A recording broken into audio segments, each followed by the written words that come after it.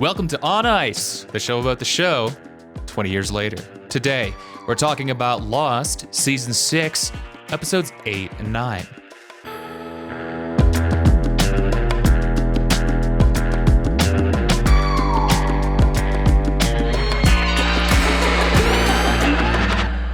I'm Will. Also here is Ben, and you can watch full video episodes of the podcast on YouTube. We also release a bonus hangout show every week that can be found over on patreon.com/Dr. Skeleton. Ben, this is kind of what I wanted from season 6. I really liked these episodes. Interesting. These we are oddly not in sync. Well, maybe that's not odd, but We've been in sync for a while, but today we're not. I don't know. I feel like I've been generally, happier, more loving of the show. I don't know. Lately you've been a little milk warm. lukewarm. Jesus. We've rated them exactly the same all season, I think. That's true. Which is probably, yeah. I also probably have an insane way of rating. But yeah, I've been milk. I've been lukewarm. Now I'm Luke cold. I'm a little glass has. Oh my God, you're doing great. You're doing great. I'm a little glass half empty right now about these episodes. Yeah. Yeah, I think crucially, glass half empty and glass half full are like quantitatively identical. Sure. And I insist now that Luke cold is the same thing as lukewarm. All right. But yeah. Sure. So you didn't really like these, is what I'm hearing. I guess they're pretty. When you put it that way, they're pretty much the same as the other ones. But I don't like it as much. I didn't like it as much. Yeah. So maybe one part that is informing this, I'm fully Sawyer pilled lately. Like I'm loving Sawyer. Still number one Duster fan out there. I haven't gotten around to watching the second episode yet, but I'm still the number one fan of Duster on the internet. And I just really like Sawyer. And we got a Sawyer episode and a Richard episode. I don't know. They're both two like cool characters. Yeah. And I was just having a good time. I do like that we've got more, Jacob style, Jacob style information, maybe not I'm not saying anything or not saying anything with this, but the kind of the godlike, the deities of the island. I like that a lot. I like that. Yeah, like the mythology of the island or whatever's going on with that, the supernatural element or whatever you want to describe it. I've been enjoying that as well. Yeah. Yes. It seems like, I guess I felt like the last couple of episodes were a little bit like maybe spinning our wheels a tiny bit, and it felt like this is like, okay, finally we're moving things on. But let's just get into it. Let's talk about season 6, episode 8, called Recon. This aired March 16th, 2010. It was directed by Jack Bender, and it was written by Elizabeth Sarnoff and a newcomer, Jim Galasso. Jim Galasso half full over here. Ooh, interesting. All right, the Flash Sideways timeline. Sawyer is a detective for the LAPD along with his partner Miles Strum. Well, revealed. Yes. Finally, Mm-hmm. What of a detective? So it opens on his classic con where he sleeps with a pretty lady and then opens his briefcase, or he lets his briefcase full of cash fall open, and then the pretty lady's like, "What the freaking heck?" Lawyers, weigh in. Is this a classic case of entrapment or not? It sure seems like it. At the very least, it seems crazy that like the whole like sting operation or whatever is going on involves like, yeah, we just let Jim sleep with the suspect, and we all like listen in on it and stuff. I've had guys out in the parking lot in a van listening to us all night long. All night long. What the heck? Yeah. There's not another way you could do this. Yeah. This seems to me like a case of entrapment that they wouldn't even teach you in like law school. This would be what they teach you in law school when it's like for a third grader, you know, like you bring your third grader to law school day and they're like, entrapment sounds like a fancy lawyer word. But if your dad was a cop and he slept with someone overnight and, you know, that'd be entrapment. Oh, this week on third graded law, I'm gonna teach you about. First, we're gonna have to go over the birds and the bees, and then we're gonna go over entrapment. Yeah. But yeah, okay. So the big point here is, I guess, yes, Sawyer is a cop in this universe or this timeline. And gosh, it really makes me wish that there was a whole show I could watch where Josh Holloway is a rough and tumble, rootin' tootin' cowboy, law style crime buster individual. Oh wait, that's Duster on HBO. Check it out. Nice. Yeah. But in this timeline, he's searching for Anthony Cooper, the man who conned his parents, causing his father to kill his mother and then himself, as we saw in the Outlaws episode. Another thing unchanged by the bomb. He has recently traveled to Australia in his search, telling Miles that he was instead in Palm Springs. Miles arranges for Sawyer to go on a blind date with Charlotte Lewis. So yeah, Miles and Sawyer are their partners here at the FBI or the LAPD, rather.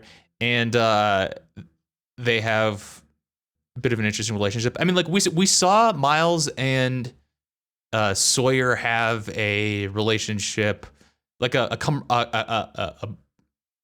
camaraderie.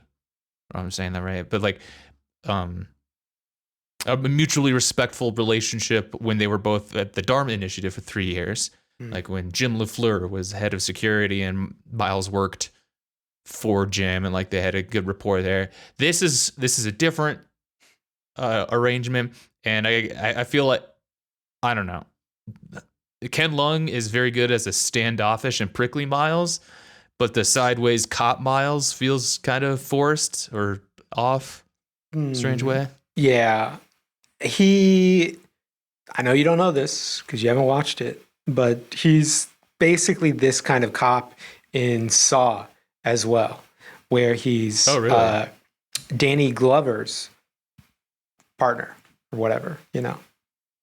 Huh. Okay. Well, then I don't know. Maybe it works fine. But he's along with Michael Emerson. Now that I think of it, again, tracking down. Interesting. Okay.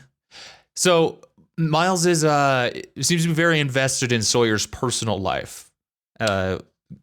He's like, "Do you want to die alone?" When he's talking about like dating and whatever. And sets him up with Charlotte. Yeah. As cops do. I mean, that seems to be like a cop movie thing, but it's a little weird. It's like your coworker, dude. I want my coworker to show up, my lifelong coworker to show up, and every day I say, "How was last night? Happy home? Happy married life? I'm so happy for you and your wife," or whatever. Cop's not going to say that. So why are you doing this stuff? Yeah, very strange. But Sawyer and Charlotte do hit it off rather well. However, after having sex, Charlotte discovers Sawyer's folder containing information on Cooper, leading Sawyer to angrily throw her out. He keeps his whole life story in his sock drawer, evidently. Yeah. And yeah, she's like, she's being a little nosy. She is reading the thing, and she sees a guy blows his head off and leaves his kid alone or something. I don't know, looking at some news article, and she's like, "What's this?" And he's like, "Get out of here!" Ah! He like totally flips his lid. Yeah. I'm pretty slow. I mean, I feel like a lot of people in those situations would be, you're not like putting it together that that's Sawyer yet. You'd be like, yo, why do you have this? Is crazy. Well, I mean, Yeah. she, I think, knows he's a cop. She'd be like, Oh, sure. yo, Yeah. this is a crazy case. And you'd be like, yo, Yeah. definitely not me. That would suck if this was, can you imagine if you were the kid? That would suck. Yeah, I mean, I'm very fortunate to not have gone through anything like that. I can't imagine what that'd be like, so I'm having a hard time putting myself in his shoes. But I guess like, is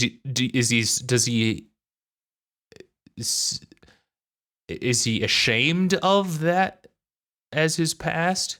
Is that why he wants to keep it a secret? I mean, I know why he'd be wanting to keep a secret that he's like hunting down Anthony Cooper to kill him. Because that's like illegal. But like, I don't know. Is your girlfriend going to be like, yo, that's messed up. Your dad blasted your mom. Consider us broken up. Yeah. Yeah, exactly. Like, I don't really get I mean, I can understand you don't want to talk about it, but like if it's found out, you're not like, no, that's someone else. I don't know. Yeah. Yeah. But anyway, Miles confronts Sawyer the next day for lying about going to Australia. Decides to stop being Sawyer's partner. So he's really taking his coworkers' weekend plans very hard. Yeah. Sawyer lies in a very, like another extremely sus way too, where Miles is like, you want to tell me what the fuck is going on? And Sawyer's like, okay, dude, she looked in the wrong drawer. And then he's like, what the hell are you talking about? I'm talking about, why did you lie last week? And then he proceeds to go down that path instead of being like, whoa, okay. What were you talking about? What was the drawer? What's this drawer? What's in that drawer? Yeah. But it really, like, man, I like at some point I think Miles says something like, no, we're partners, man. Like, we're supposed to trust each other. And like this whole relationship is built on trust. And like, I guess that's why it doesn't quite work. The reaction seemed a little disproportionate, I guess, for like Sawyer said he was in Palm Springs. First of all, like, whatever, just say you're going to Australia, who knows, or whatever. I don't know, maybe he's trying to set up an alibi because he was going to kill somebody, whatever. But like Miles being like, you coworker said you had a good Memorial Day, and then I found out you didn't have that good of a Memorial Day. I'm gonna flip my lid, bro. Yeah, we're gonna just stop working together. That's crazy. You lied to me. That's kind of weird, but hope you had a good time in Australia. Yeah. What the fuck? We are not partners anymore. Right. It's like, okay, I mean, like, yeah, maybe you're not as close as you'd hope, but you'd be like, okay, guys, keeping some things private. And I'm a little hurt because I'd like to be friends with the guy, maybe, but whatever. Yeah. But he really loses it. But yeah, after realizing how lonely he is, Sawyer visits Charlotte, who seems to be living in like a hospital, just like the hallway seems hospital-like. It's probably like a hotel or something. Yeah. I don't know. Everybody in this universe lives in hotels and hospitals. Yeah. Sawyer visits Charlotte, who turns him down despite him having a whole 6-pack. Yeah. I don't get it. Sawyer decides to open up about his past to Miles right when a car being driven by Kate Austin, a fugitive, crashes into his own. Just the wait, sorry, 6-pack thing. Yeah.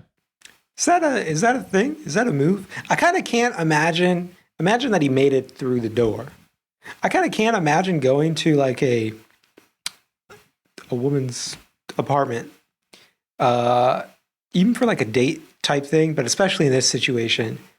And then just like you sit down on the couch. Because he has a rose or something. He has like a out. flower, an apology, and a 6-pack of like Lone Star or something. Yeah.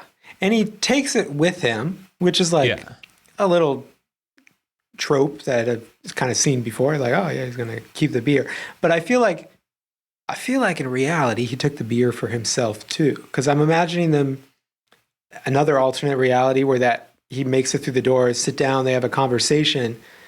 They kind of both sit back, cross their fingers, and then he reaches out and cracks open a beer for himself. Yeah, like how was that gonna go? Was he gonna be was like, he hoping that do you want a natty light split as well? a 6-pack?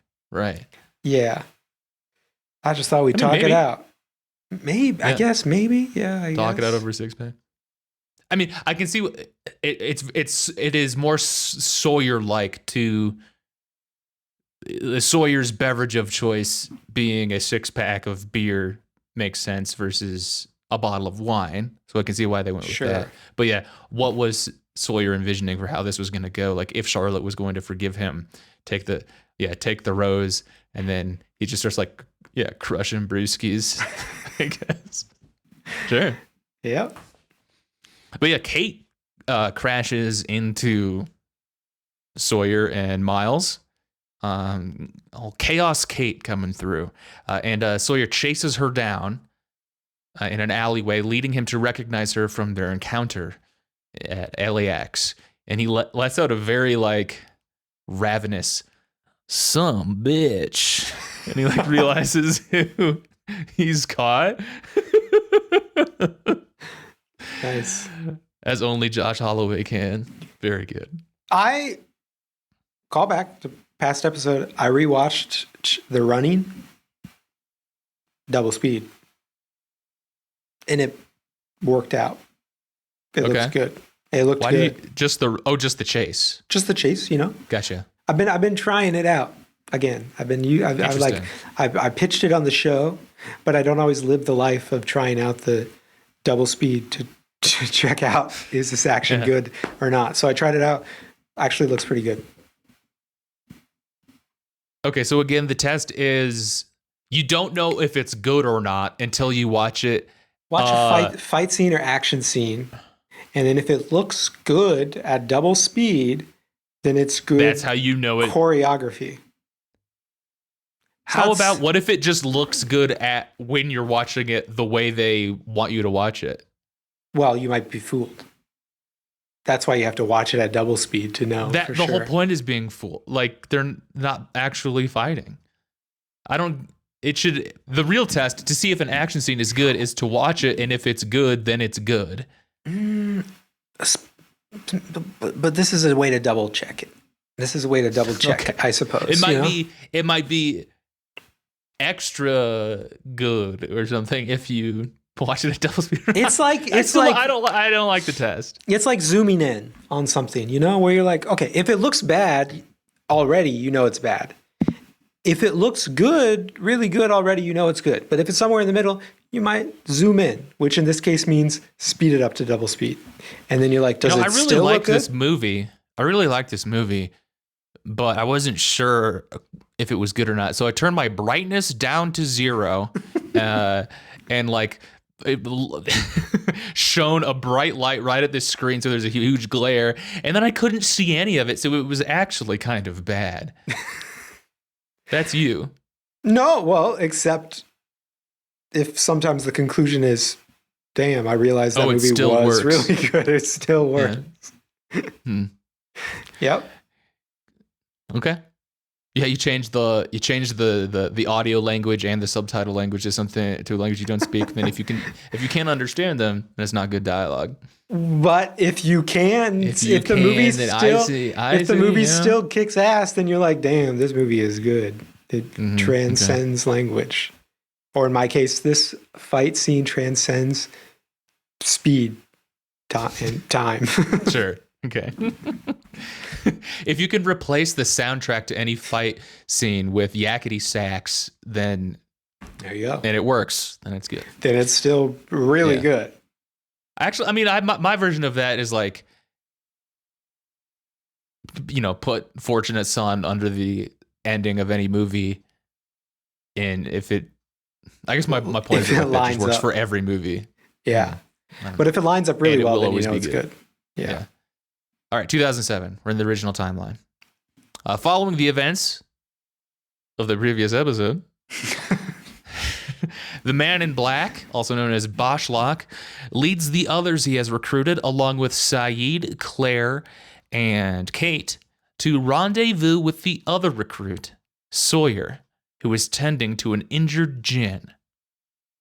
They're like, they like camping out on the beach, but like in a much more like a nastier setup than like the survivors ever have. It's like a lot muddier and more run down. That really, it's good production design to reinforce that something is off with this group.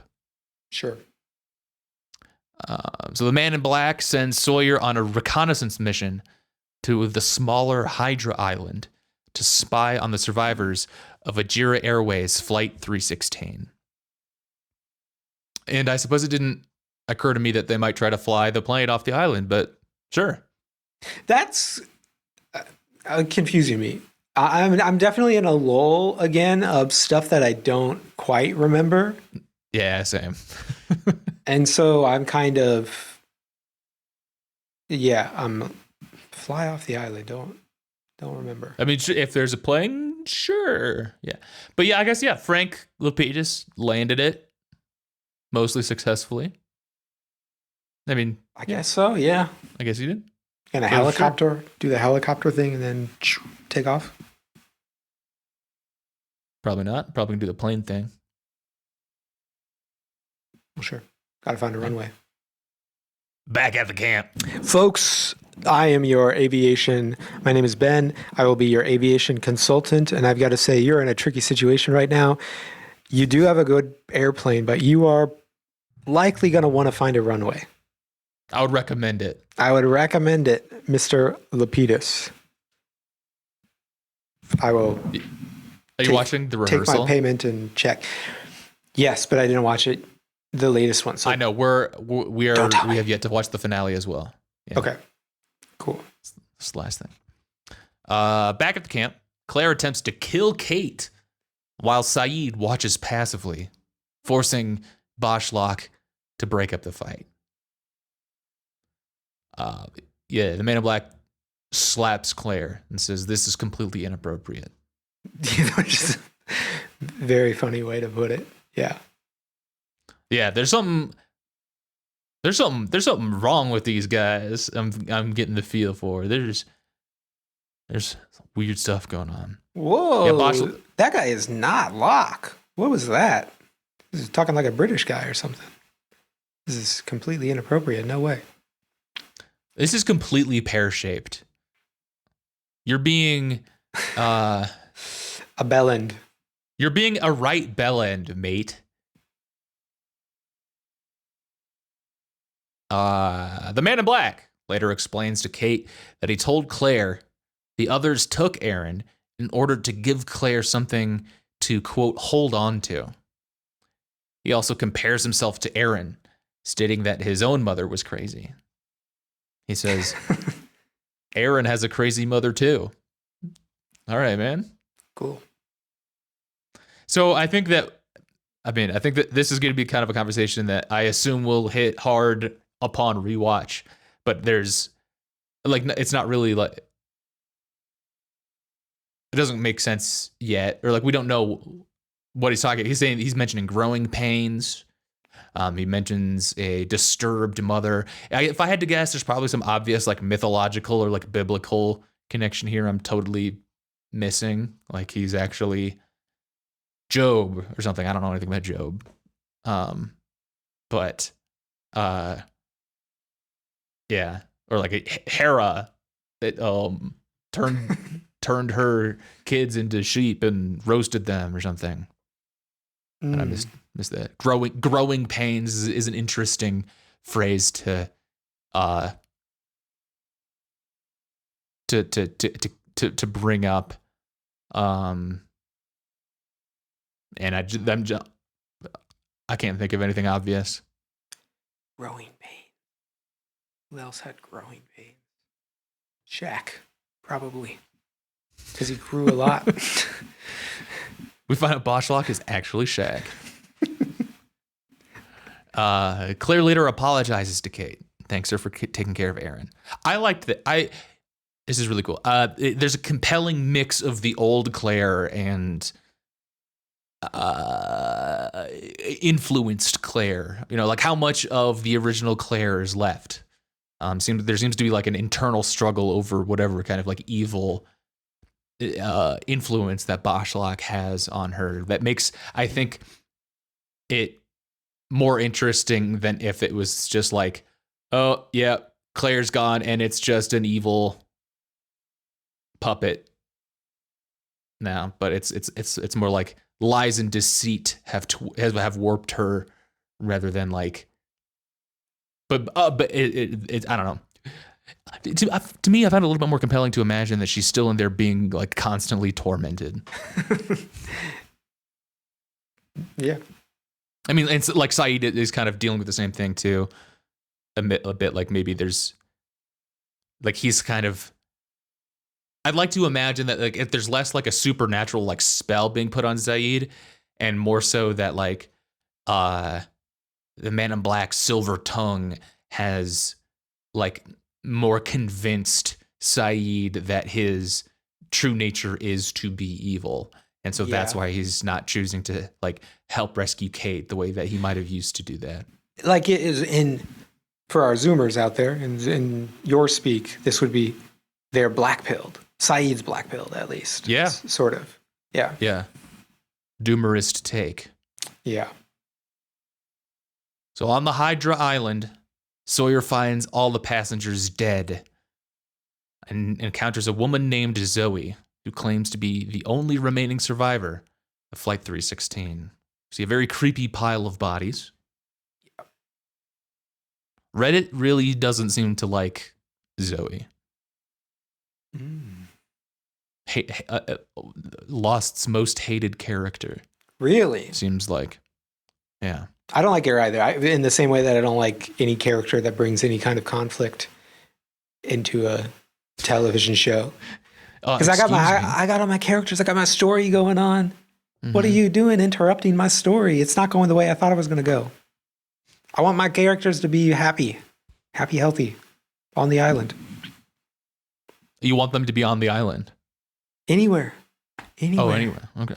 I want them all to be happy. I want no conflict. Zero conflict television show that spans 150 episodes.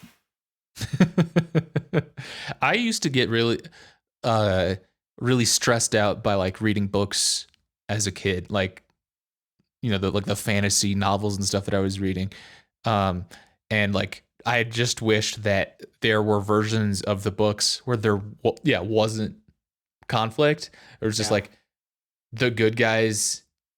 I don't know what. So I like tried to write like a book, like I guess fan fiction, I guess it would be, but just like, okay, instead of like the world ending or like the horde of orcs showing up, they're just gonna like try hang out, play with their powers, and stuff. Yeah, sucked. Turns out that's a bad story. Okay. Sawyer realizes that Zoe is lying, and a cavalcade of armed men appear and escort him to their leader, who is Charles Widmore, who has returned on that submarine. Sawyer makes a deal with Widmore. He will lead the Man in Black into a trap in exchange for safe passage away from the island. Sawyer travels back to the main island and tells the Man in Black about the deal that he made, stating that he is loyal to the Man in Black. Although then Sawyer further reveals to Kate his true plan, which is to turn both sides against each other and escape on the submarine both sides are distracted. Is that his true plan, or is that just his cape? That's yet another A lie. lie. Because My true plan is nothing. I haven't been planning anything this entire time.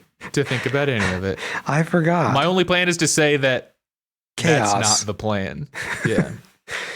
At the end, I will look into the camera and say I was doing this all along. Mm-hmm. However this ends, that's how I drew it up. I mean, I can believe that he's lying here again too, because it doesn't quite make sense. Kate's like, okay, so we're gonna like sneak off the island and like fly the plane out of here. We can't fly a plane. And Sawyer's like, we ain't leaving on the plane, sister. We're taking the submarine. As if that, like, can you drive the submarine? Can you drive the submarine? Yeah.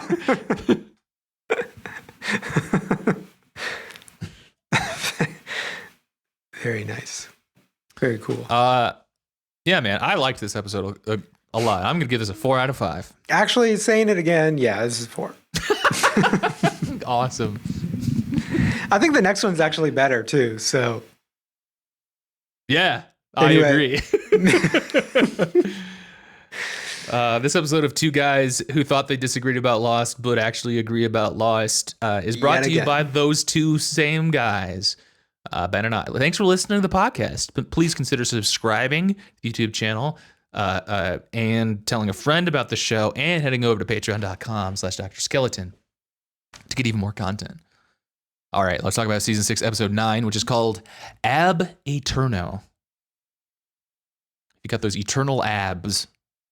That's what's going on here. Air date, March 23rd, 2010. It was directed by Tucker Gates and was written by Melinda Sue Taylor and Gregory Nations. So Aeterno means from the beginning of time, from eternity. And this is a Ricardo episode. Richard. So, prior to her arrival on the island in 2007, Ilana is visited by Jacob in a Russian hospital, where he tells her to protect his remaining candidates. Following the events of the episode Dr. Linus, Ilana explains to the survivors that Jack Shepard, Sun Quan, and Hugo Hurley Reyes are candidates to replace Jacob, who was recently murdered by Ben as protector of the island. When asked what to do next, she says that Richard Alpert knows. Richard, who has become suicidal since Jacob's death, says that he does not know and leaves the camp. And he says something very interesting here. He says, "We're all dead. We're not on an island. We're in hell." And he means it literally. I think the character means it literally. And I'm there like, do you just give the game away? Would the show bust it down clear style like that? Let's return to this question at the end of the episode, Ben. Richard's origins begin in 1867.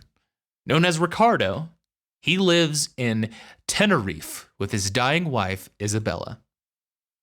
And so at some point, Richard says to like the modern day survivors, like, "I'm older than you could possibly imagine." And then so when I saw this like title that's like 1867, I'm like, okay, so he's been alive for a billion years now already. Like I thought he was going to be significantly older than someone from the 1800s. Like because of my very powerful mind, I can imagine somebody being, literally billions of years old. And when he says that to I think he says that to people in the 70s, right? That's just another very easy number to pull is like, I'm 100 years old, which is like actually true in that situation. Think of the biggest number possible, 100. That's my age. Yeah. Yeah. So I guess, I don't know, they kind of set it up as if, like, I think we all kind of understood Richard to be, we already knew he was definitely like ageless to some extent because he looked the same 50 years ago as now. So I'm thinking like I mean, literally, it could be like some prehistoric guy or something, Hmm. yeah, or some. But it's just like an extra 100. I don't know, man. You kind of set me up to think that it was going to be a little bit crazier. I don't know. Not the point. But he travels to a doctor to get medicine for his dying wife. But the shitty doctor refuses Ricardo's meager payment, and Ricardo accidentally kills the man when they struggle. He like pushes him, hits his head on the table, and dies. Ricardo rushes home to find his wife, and takes the medicine out of the cabinet. Ricardo rushes home to find his wife has already died while he was away, and he is arrested for murdering the doctor. Bum, bum, bum. Yeah. Richard really goes through it, man. This is only the beginning of his torment here. In prison, he is visited by a priest who, in a very this is a very fun character, like a great one-off performance. The corrupt priest here. He says that he can't be forgiven and he's going to be hanged. Yeah. I'm here for you, dude. And he's like, please forgive me. Oh, like, you're going to die tomorrow. There's not enough time for you to repent. There's not enough time. You're going to need like at least 13 hours and we're down to 8. So you're screwed for all of eternity. Mm-hmm.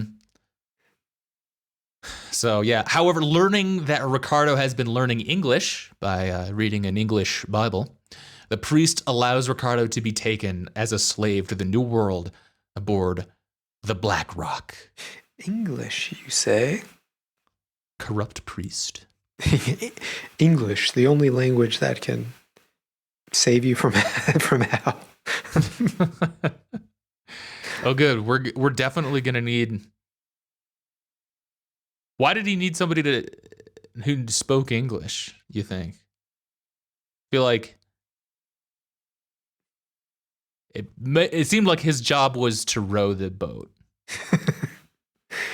Need a guy that knows the difference between row and go. However you spell row in Spanish. Yeah. En route, the ship is caught in a storm and a tsunami sweeps it onto the island.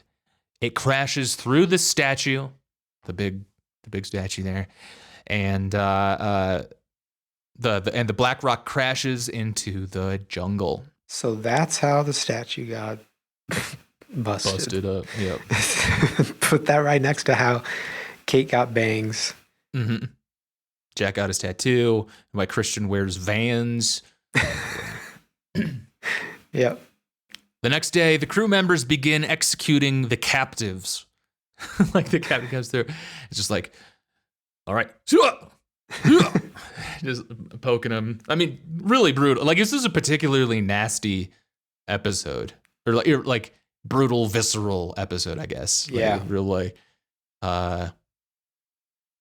squalor. A surprisingly interesting response from the captain, though, to me, on, when Rich was like, why are you doing this or whatever. Mm-hmm. And I feel like in a lot of situations, it's just, because I'm evil, or just something that just doesn't really make sense. But he was like, because if I let you out of the chains, then you guys will eat me soon. Yeah, because it's only a matter of time before you'll try to kill me. Yeah. It's been a whole 4 hours, and we've surveyed this entire island and determined there's no chance we'll ever get food. Mm-hmm. Once again, good possibility of them having, I mean, they haven't, but like they just crashed like a couple miles down the street from a bustling city center. A bustling city center, yeah. Also, if anybody ever, talks trash about people these days, people in 2004, go back to 1867 or whatever, and you got a bunch of bozos there who don't know that they could fish, but we got a bunch of people straight off the plane from Australia who know how to fish. Not a good look. That's true. Not a good look for those slavers. Ooh, slavers, bad look. Okay, so the smoke monster saves Ricardo's life by killing the ship captain or the officers or whatever, and the other slaves, but leaves Ricardo chained. Yep. As he works to free himself, Isabella appears. The heck? And she tells him that they are in hell. And then they hear like the approaching smoke monster. She runs away and is apparently killed. So another tough time for Ricardo there, yeah. And after 6 days, the Man in Black appears and frees Ricardo. My wish from last week came true, Ben. I wanted to see Bosch again, Titus Welliver, and there he is. Nice. Very good. That's all I wanted. Thank you. Just wanted to see his face again. Pretty cool. He reveals that he is the smoke monster, but claims that Jacob is the devil, and that Ricardo must kill Jacob to leave the island and get his wife back. He says there's only one way to escape from hell. That's to kill the devil. Or so he says it at some point. I can't remember if he says that to him here or later, whatever. So Ricardo goes and attempts to kill Jacob, but is easily outmaneuvered. Jacob beats the shit out of him and like dunks his head in the surf until he actually admits that he's alive. Like Ricardo's like, no, I'm dead. This is dead. You're the devil. I'm dead. And he's like, dead much now, bitch? And he's like drowning him in the water. And he's like, okay, fine. I'm actually alive. And then I like that too. I like that little writing. Yeah. Jacob explains the function of the island using a wine bottle as an analogy. The island acts as a cork that keeps the darkness from escaping and spreading. And I am reminded of how the bunker computer was designed to manage the powerful electromagnetic energy in season 2. Is the darkness like a physical scientific phenomenon, like how the Force is midichlorians, something like that? Interesting. The Man in Black believes that people are inherently corrupt. This is how Jacob explains it. He says that the Man in Black believes that people are inherently corrupt, while Jacob believes that they are inherently good. To this end, Jacob brings people to the island so that they may disprove the Man in Black. However, he does not believe in telling people what to do, since this would negate their free will. This is a goofy project, and I honestly don't buy it. I think. Yeah. Or like, if that's really yeah, I don't know. I just don't buy it. I don't think that's what's going on. White guys on an island have too much time. Clapping emoji in between all those words. Start a podcast, bro. Like,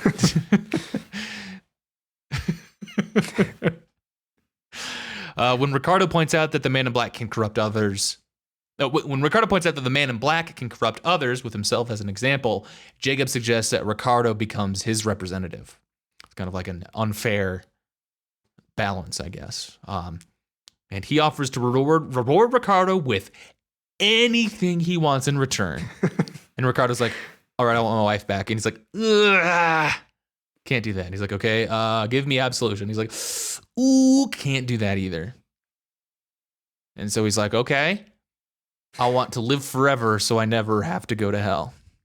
Jacob's like, can do, big man. Does he say I don't think he says so I don't have to go to hell part.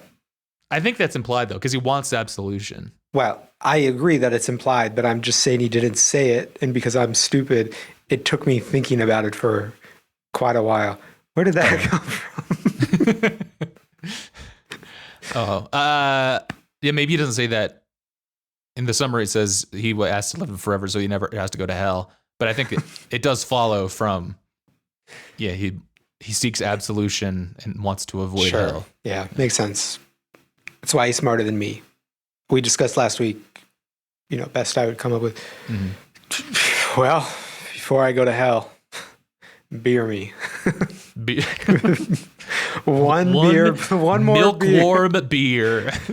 That's the first request. Don't even double check on the, save me from hell. Just Just beer me. Final answer. Locked it in. Ricardo returns to the Man in Black, who states that his offer will always be open. He gives Ricardo the cross necklace that Isabella gave him just before she died, and Ricardo buries it on the island. Back to 2007, Richard visits the site where he has buried his wife's necklace, shouting that he has changed his mind and wishes to join the Man in Black. Instead, Hurley arrives and communicates with the dead Isabella, acting as an intermediary between Richard and his wife. This was a really cool scene, I thought. I mean, Hurley can speak Spanish, so he was speaking Spanish with her on the beach a little bit earlier. And Jack's like, "How are you doing now?" And Hurley's like, "Man, fucking chill out. It's not. I'm not talking to Jacob, dude. Like, just go do something else." Tell Jacob to get his ass down here. We need him. Jack, shut up, dude. But yeah, Hurley's the intermediary between dead Isabella and Richard, and the way they film it is cool too. Like, Hurley says like a couple of lines to Richard as like the intermediary, and then they just kind of cut that part out and just have Isabella and Richard talk to each other. Yeah. And it's a really, really tender moment. She explains to him that Richard must stop the Man in Black from leaving the island. And then she disappears. The Man in Black. Oh, she also says, his English is very good. Some sweet things. The Man in Black, in the form of John Locke, watches them from a distance. In one other flashback, Jacob visits the Man in Black and tells him that he will never let him leave the island. The Man in Black insists he'll kill Jacob someday, but Jacob retorts that someone else will take his place. Boschlock responds that he will simply kill them too. Jacob then gives him the corked wine bottle, which the Man in Black breaks. Damn. So, let's go back to what Richard said. He said that that they're in hell. It says that everyone is dead. Yep. What do you think? Do you believe him? No. I feel like this has been addressed. I mean, it was addressed early on. I do like it. I'm kind of switching between like watching the show, what I know about the show, meta commentary, whatever. So sorry that's confusing, but like I like it. I like revisiting it. As a viewer, I see it and I'm like, no, you're not pulling that on me. It is shocking. You hear it, and for a second you're like, oh, maybe it was that all along. Even though we thought we addressed this, maybe it wasn't resolved. But I have hope. I have hope in my heart that that's not it. That's not what's going on. That's not what's going on. It's just a part of Richard's journey. Yeah, I agree with you. I think you make great points that they've addressed it before. And I also don't think that they would reveal it like that. I don't think they would just like sort of casually drop at the beginning of the episode, like, by the way, everyone's been dead, and let's talk about this like other thing for a while. I think it would be more like they're not afraid of some melodrama. I think they like a good twist or a big like zoom out, and they realize they're all on a snow globe or something kind of thing. That's how they would like give the game away. So yeah, now Richard's saying, we're in hell, and everybody turns to him and says, "Oh, why didn't you tell us that like 4 years ago when we showed up here and we met you the first time?" Mm-hmm. Oh, I thought you guys knew already.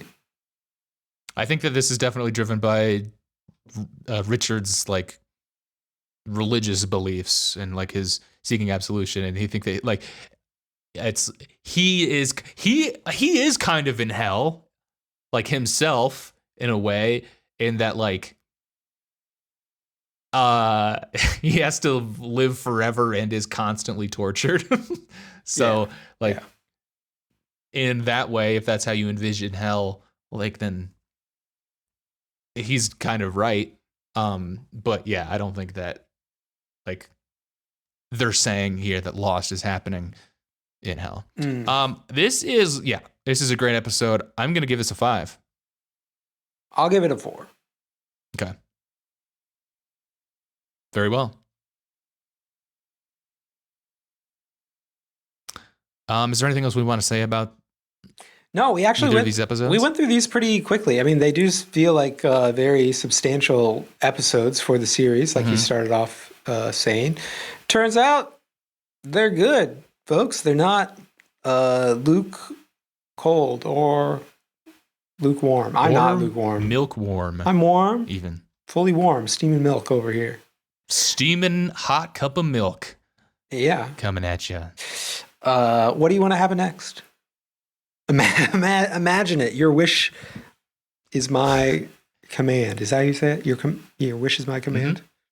Your wish is my command. I'll make it happen. Man in Black comes to you and says, I'll grant you your wish of making whatever you want happen in the next episode. Let's see. No beers this time. I feel like we're probably about done with Sawyer episodes, which makes me sad because I think we're probably reaching the end of people's like one-off episodes or like dedicated episodes. Like we've seen the last Saeed backstory episode. We've maybe seen. Are we gonna see? I feel like we. Jack. Yeah, I feel like we're gonna have to see more Jack. It'd be fun to see more Hurley. I mean, like I'm liking how Hurley is the direction Hurley's headed. Like he is stepping into a role on this island, and like of candidates, it kind of seems like he's the obvious. Like, here's the thing. Okay, I don't necessarily buy that like Jacob is good. I do think Hurley is good. So like maybe Hurley can do a better job than Jacob at this, or maybe because Hurley is actually good, he's not a good candidate because they actually need like some fuck boy, like they need Jack to get in there and be like nasty forever. But I do like Hurley's role recently of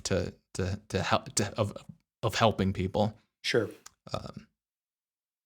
And who else do we need to flash? What Sideways about my favorite team, Quan man over here? Son and Kim. They're really dangling this. Son and Jin. Yeah. Sorry, yeah. They're really letting this go a long time. They got to give those characters. I don't think I think that they're not. It's been too long that they've really had much to do. That if it's anything less than like a really big thing resolution for them, it'll be kind of disappointing, I think. If that makes any sense. Yeah. I think it's headed towards something big for those characters, because they really have just been hanging out to dry for a long time now. At least Jin's been doing, some stuff with people. Sun's been standing around. Yeah. Sun has been standing around for like more than an entire season now. For sure. Do we have an indication of what her flash sideways is? We've seen her let Jin get God at the airport. Yes. But do we know too much about like her other circumstances, or do we just kind of have to assume like it's probably? No, I don't think we've seen any anything indication yet of what's going on. Okay. Ooh, I know what I can say here at the end of the episode. Before I forget, I've been wanted to say for to talk about like, so we're reaching the end of the Lost mini series that we've done. That's like actually about a year now. But we're gonna finish up the show, watching the show, and we're gonna have like maybe 1 or 2 episodes of like recap looking back at it all, because like we'll talk about the finale and our reactions to the finale and all that, but I want to spend some time just like giving like a sort of holistic overview of like going through some superlatives from the series, revisiting plot lines now that we've seen it all. Like I want to dig into some interviews after I don't need to worry about spoilers and things like that, and we can maybe get into some extra info and insight at the end of it. And then also this other thing, I've been toying with this idea of doing of streaming a playthrough of Baldur's Gate 3, but role playing John Locke as my character. So I have no idea what that means, but okay. Is that a Lost game? Well, no, but you could make it one. It's interesting. The setup, it is a ship, a flying ship crash lands on a beach, and you are you don't really know what your backstory is, and then you and a few other survivors are special for some reason, and you're trying to figure out the mystery of what's going on there. And I think that you can. It's a role playing game, so like you're supposed to like, be a character and like make decisions according with that, and the game changes a whole bunch according to how you play your decisions. And I think that like playing John Locke would be an interesting match for the Baldur's Gate story. Interesting. Okay. What if John Locke was in Baldur's Gate? So might fire up the old Twitch channel for that. Okay. Well, before we're done, I have a timely and real life question for you that I actually prepared ahead of time today.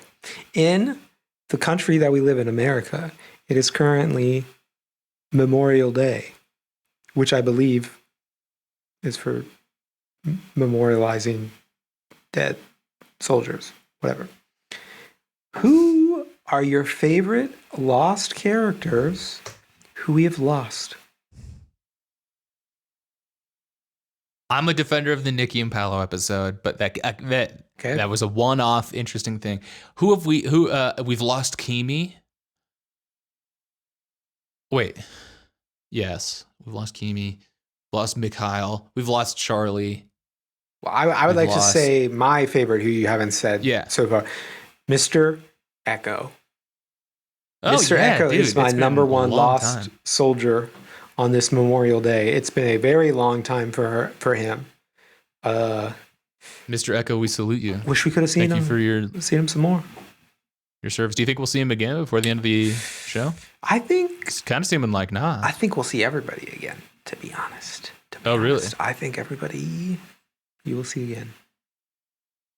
Do you think? When did the Wiz Khalifa song come out? When did like? I don't know. No, maybe like 2010 or something. It could be enough time to use it. Yeah. Yeah. Yeah. I mean, I guess we'll probably see more Charlie. Charlie. I know that's not your question. Who do I miss the most? I mean, Locke is gone now. Locke is gone. And I do like Locke a lot. So I think I'll have to go with him. Locke, okay. What are some other ones, though? Michael. Michael's gone. Michael's gone, yes. R.I.P.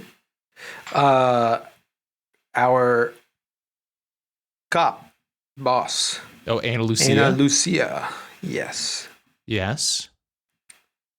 Christian. No, notably, no R.I.P. from either of us. Ana Lucia. Christian, in a certain sense, yes. Christian. kind of R.I.P. It kind of seems like maybe But not everything exactly. no. We have actually seen Christian. We've seen like flashbacks with him and Ana Lucia, and like flashbacks with Jack, right? But like anytime that he's on the island, it's the man and Ben, and yeah. But what about this is what was I gonna say? Shannon is dead. Shannon. Boone. Boone is dead. I don't really miss either of them. We did see Boone recently, actually, for the first time. I was trying to pull. Who was I trying to pull? Somebody else. Locke's dad died. Yeah. Right. Yeah, that's also not who I was trying to pull. Somebody Anthony in the Cooper. somebody in the Ben space. Ben's mom Ben killed all of all those guys, but that's not what I was thinking of. But yes, that's true. Dad. Yeah. His dad, his mom died. Which again, really gone before we could know her. R.I.P. Oh, I miss Horace. Horace, sure. No, just kidding. Fuck Horace, Arzt, yeah. Arzt. Leslie Arzt. Alex is gone. Oh, that's who I was trying. Yes, sorry. Danielle's gone. Important person. Pretty tragic. Alex. Whole family dead. Yeah, that was a big. That's sorry. Anything else to say on those two? Those are the big ones I was trying to pull. Are we going to see anything more from them? Probably not more Alex. I think that we saw like the farewell to Alex, the flash sideways with her getting into Yale or whatever. Sure. I'd like to see more from Danielle. Mm-hmm. I think she's cool. Who else? Who are some other characters? Claire, we're going to see. Echo's brother. Yes. Had quite a big role, to be honest. Yeah. Yes, he did. Desmond. Are we going to see more Desmond? He's not dead. But. So I think we'll probably see more of him. Anyway. That's what's going on. Rip. Mm-hmm. We are now just Rip in peace. Part of the show. If we, where like, okay, we've been doing this for a year now. Can we name more than half of the characters? Pretty close. We're good. Pretty close. I think we're doing right. Pretty good. Actually, probably. I don't think we're going to see any more of Walt. In a technical sense, probably we can't. Because there's so many background characters. Yes. Yeah. We're going to see more of Frogurt. Probably not. Probably not. All right. Oh, Daniel's dead. R.I.P. to him. Yeah. Charlotte? R.I.P. to Charlotte.